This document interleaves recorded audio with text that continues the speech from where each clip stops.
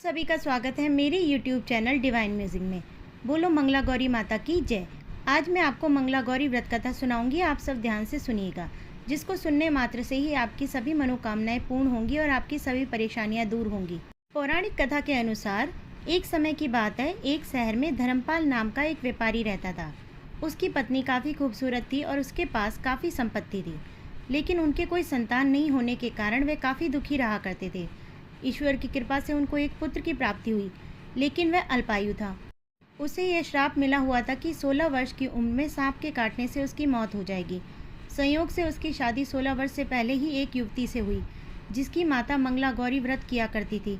परिणाम स्वरूप उसने अपनी पुत्री के लिए एक ऐसे सुखी जीवन का आशीर्वाद प्राप्त किया था, जिसके कारण वह कभी विधवा नहीं हो सकती थी। अतः अपनी माता के इसी व्रत के प्रताप से धर्मपाल की बहू को अखंड सौभाग्य की प्राप्ति हुई। इस वजह से धर्मपाल के पुत्र ने 100 साल की लंबी आयु प्राप्त की। तभी से ही मंगला गौरी व्रत की शुरुआत मानी गई है। इसी कारण से सभी नवविवाहिता महिलाएं इस पूजा को करती हैं तथा गौरी व्रत का पालन करती हैं और अपने लिए एक लंबी, सुखी तथा स्थायी वैवाहिक जीवन की कामना करती हैं।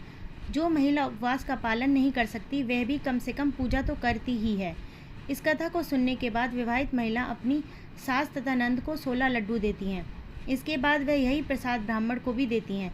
इस विधि को पूरा करने के बाद व्रती 16 बाती वाले दिए से देवी की आरती करती हैं। व्रत के दूसरे दिन बुधवार को देवी मंगला गौरी की प्रतिमा को नदी या पोखर में विसर्जित कर दिया जाता है। अंत में माँ गौरी के सामने हाथ जोड़कर अपने समस्त अपराधों के लिए एवं पूजा में हुई भूल चूक के लिए क्षमा मांगनी चाहिए। इस व्रत और पूजा को परिवार की खुशी के लिए लगातार 5 वर्षों तक किया जाता है। अतः शास्त्रों के अनुसार ये मंगला गौरी व्रत नियमों के अनुसार करने से प्रत्येक मनुष्य के वैवाहिक सुख में बढ़ोतरी होकर पुत्र पौत्रादि भी अपने जीवन सुखपूर्वक गुजारते हैं। ऐसे ही इस व्रत की महिमा है। अब मैं आपको इसकी पूजा विधि बताऊंगी। श्रावण मास के मंगलवार के दिन ब्रह्म मुहूर्त में जल्दी उठें। नित्य क्रमों से निर्मित होकर साफ सुथरे धुले हुए अथवा नए वस्त्र धारण कर व्रत करें। माँ मंगला गौरी का एक चित्र अथवा प्रतिमा लगाएं या फिर शिव पार्वती की कोई तस्वीर लगाएं। फिर निम्न मंत्र के साथ व्रत करने का संकल्प लें। मम पुत्रा पौत्रा सौभाग्य वृद्धे श्री मंगला गौरी प्रत्यर्थम 5 वर्ष पर्यांत मंगला गौरी व्रत महम करिष्ये। अर्थात मैं अपने पति पुत्र पौत्रों उनकी सौभाग्य वृद्धि एवं मंगला गौरी की कृपा प्राप्ति के लिए इस व्रत को करने का संकल्प लेती हूँ। तत्पश्चात मंगला गौरी के चित्र या प्रतिमा को एक चौकी पर सफ़ेद फिर लाल वस्त्र बिछाकर स्थापित किया जाता है।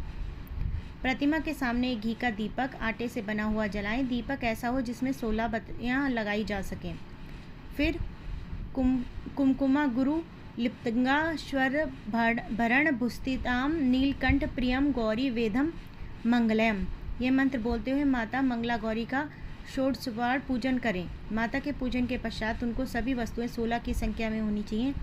16 मालाएं, लौंग, सुपारी, इलायची, फाल, पान, लड्डू, सुहाग की सामग्री, 16 चूड़ियाँ तथा मिठाई अर्पण करें।